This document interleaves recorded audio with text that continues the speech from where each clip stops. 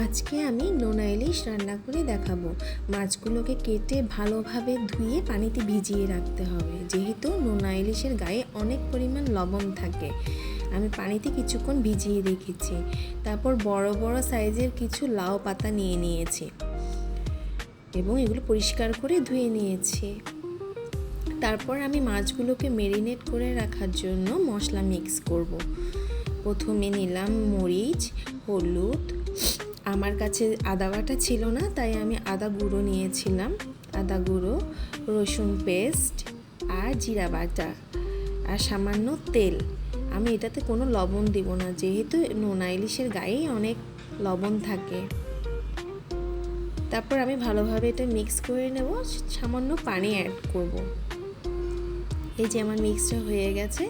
এবার আমি মাছগুলাকে এর মধ্যে মাখিয়ে সুন্দর করে ম্যারিনেট করে রাখবো।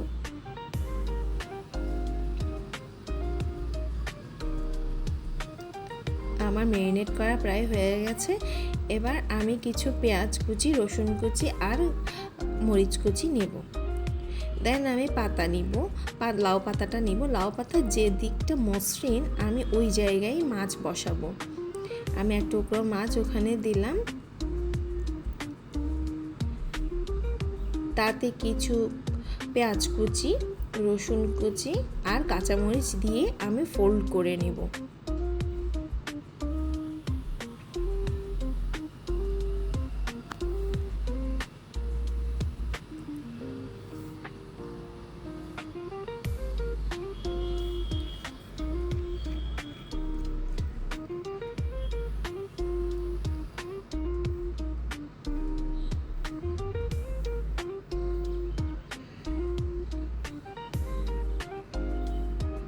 আমি এইভাবে ভাঁজ করে নিলাম।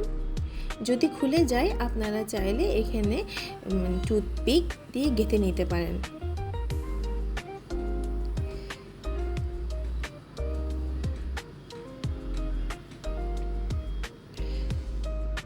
দেন আমি একটি প্যানে তেল গরম করতে দিব।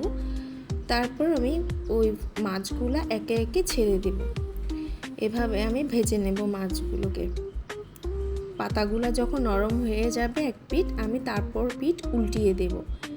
পাতার কালার যখন একটু কালচে কালচে হয়ে যাবে তখন বুঝে নিতে হবে মাছ রান্নাটা হয়ে গেছে। এই যে আমার নোনা ইলিশ রান্না হয়ে গেছে। এভাবে